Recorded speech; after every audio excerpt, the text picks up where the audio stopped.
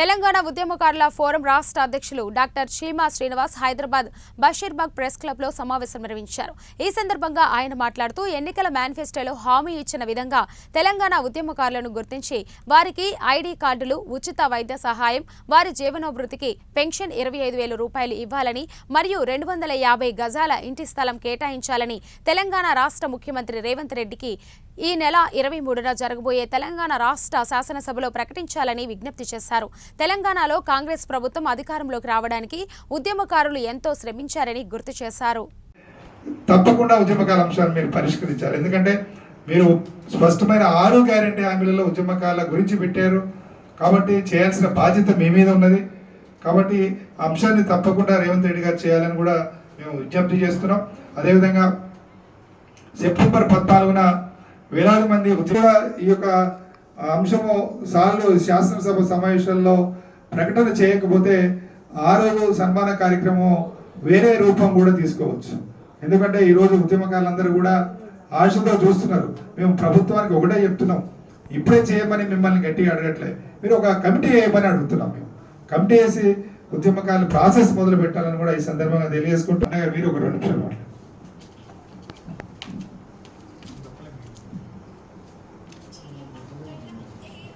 చేసిన పెద్దలందరికీ మరి తెలంగాణ ఉద్యమాలు సమర్పిస్తూ మరి ఇవాళ ముఖ్యాంశం ఏంటంటే తెలంగాణ ఉద్యమకారుల యొక్క హామీలను నెరవేర్చ ముఖ్యమంత్రి గారికి మేము మళ్ళీ విజ్ఞప్తి చేస్తున్నాం.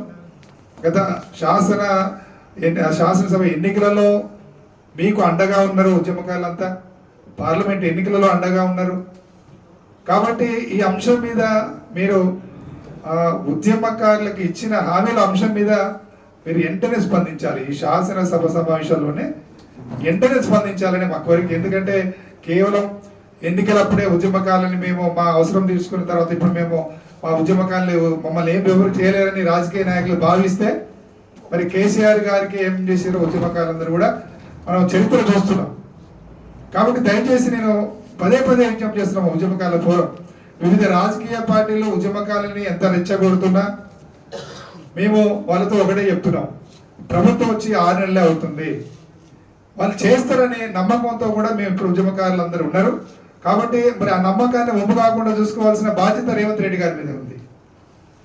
కాబట్టి ఇప్పటికైనా ఆలోచించండి. మరి ఇప్పుడు కూడా మీరు ఆ శాసనసభ సమావేశంలో ప్రకటన చేయకపోతే మరి వివిధ రాజకీయ పార్టీలు కాచుకొని ఉన్నాయి ఉద్యమకాలను రెచ్చగొట్టడానికి. మరి వాళ్ళ ఉచ్చులో కూడా ఈ ఉద్యమకాలు పడే అవకాశం ఉంటుంది. ఎందుకంటే ఇప్పటికే 6-7 నెలల నుంచి ముఖ్యమంత్రి గారి నోట నుండి ఉద్యమకాల పదం రావట్లేదు. ఎన్నికలప్పుడేమో పదే ఉద్యమకాలని చెప్పారు, ఇప్పుడు మాత్రం ఉద్యమకాలని మర్చిపోయారు అనే భావన వస్తుంది.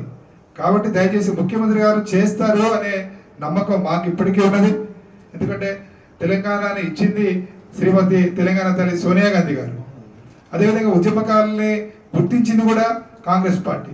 కాబట్టి మా ఉద్యమకాలందరూ కూడా ఈరోజు కాంగ్రెస్ పార్టీ అంటే ఒక అభిమానంతో ఉన్నారు. కాంగ్రెస్ పార్టీ ద్వారానే ఉద్యమకారులకి న్యాయం జరుగుతుందనే ఆశతో ఎదురు చూస్తున్నారు. మరి ఆ ఆశల మీద మీరు ప్రకటన చేయాలి. ఈ శాసనసభ సమావేశాలను ప్రకటన చేయాలి. మీరు ఒకవేళ ప్రకటన అసెంబ్లీ సమావేశాల్లో మరి రాష్ట్ర ప్రభుత్వం ముఖ్యమంత్రి గారు ఏదైతే 6 గ్యారెంటీలో భాగంగా ఉద్యమకారులకు 250 గజాల స్థలం ఇస్తానని చెప్పాడో మరి ఆ హామీని వెంటనే అమలు చేసే విధంగా రేపు అసెంబ్లీలో జరగబోయే సమావేశాలలో ఖచ్చితంగా వారు ఒక స్పష్టమైన ప్రకటన తెలంగాణ ఉద్యమకారులకు ప్రకటించాలని మేము విజ్ఞప్తి చేస్తున్నాం. ఆ యొక్క 250 గజాల జాగతో పాటు కూడా ఉద్యమకారులని గుర్తిస్తూ వారికి పెన్షన్ కానీ, బస్ పాస్ కానీ, మెడికల్ సౌకర్యం కానీ ఇతర సౌకర్యాలు కూడా రాష్ట్ర ప్రభుత్వం కల్పించాలని మేము విజ్ఞప్తి చేస్తున్నాం.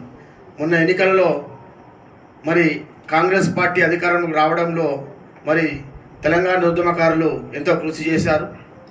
అందుకునగానే మరి కాంగ్రెస్ పార్టీని అధికారంలోకి రావడం జరిగింది. ఖచ్చితంగా మరి రేవంత్ రెడ్డి గారు ఈ రేపటి నుంచి జరిగిపోయే అసెంబ్లీలో సమావేశాలలో ఖచ్చితంగా మా ఉద్యమకారుల ప్రస్తావన లేవనెత్తాలి, వాళ్ళకి ఇస్తాన్న హామీలన్నీ నెరవేర్చాలని మరి మేము ఈ ప్రెస్ మీట్ ద్వారా రాష్ట్ర కమిటీ ఆధ్వర్యంలో నిర్వహిస్తున్న సీనన్న గారి ఆధ్వర్యంలో మరి రాష్ట్ర ప్రభుత్వానికి మేము విజ్ఞప్తి చేస్తున్నాం. ఈ అవకాశం ఇచ్చిన నాకు ధన్యవాదాలు.